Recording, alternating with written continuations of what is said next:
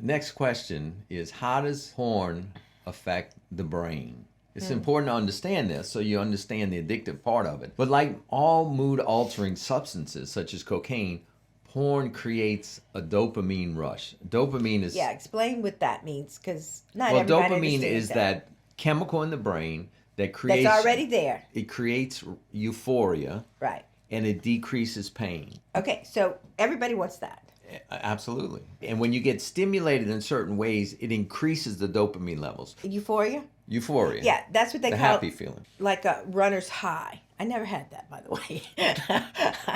Dopamine in that level is like, who wouldn't want that, right? Just like a kid. They see their dad when they come home and they're like, oh, and they don't feel, sad. They just feel more happy. So it's a natural thing that can happen. But the problem becomes when there's things that are unnatural that you can make it happen.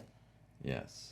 In an addictive modality, like video poker, boom, boom, boom, boom. So that's a dopamine rush. Yeah, that's good. And the pictures of brains of someone on cocaine, and they take pictures of brains of someone engaging in pornography, the pictures are the same. Yeah. So when porn is engaged on a regular basis, it takes actually more novel type encounters to create the same dopamine rush. Exactly. So that means that what used to stimulate, which is sort of a vanilla porn, needs to get a little more that's a good deviant or a little more you gotta add some out there in order to get the same rush. Right. So you have your vanilla ice cream, and now we got to add some strawberries. Right. Then sooner or later we got to add some blueberries. Because if you don't, your tolerance levels go down. Your tolerance levels goes down. And when your tolerance level goes down, you need more and more and more and more and more. To now, you're doing stuff that you wish you never did. Right. So it's progressive in order to keep the same hit. But the other thing that happens when you engage in porn on a regular basis, it creates neural pathways in your brain like other addictions. Yeah. In other words, you start to pursue these dopamine peaks. Yeah. And they're like roads in your brain, and it makes an indention. Yes. So every time you do it, this indention gets stronger and stronger, your brain stronger, gets stronger. used to that indention. Yes, indention. And when you take that indention away, then your brain starves, and that's when you go into withdrawal. Exactly. Because it wants to go down the road because it wants to feel happy. Exactly.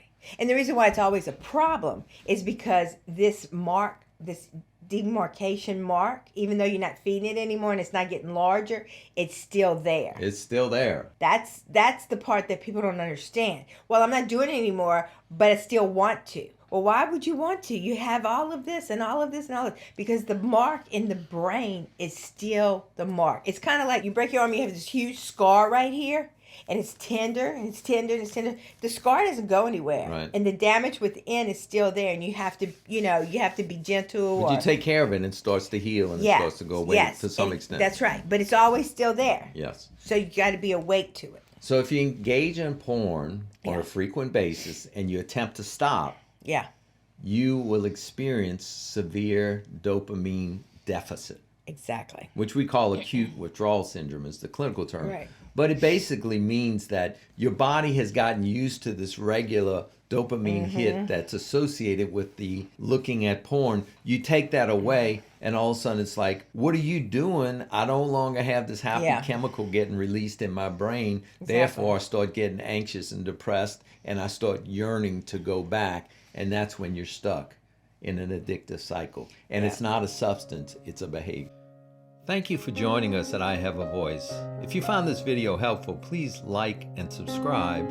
And if you'd like to see the longer teaching in this subject, press this video and we will see you in the next video.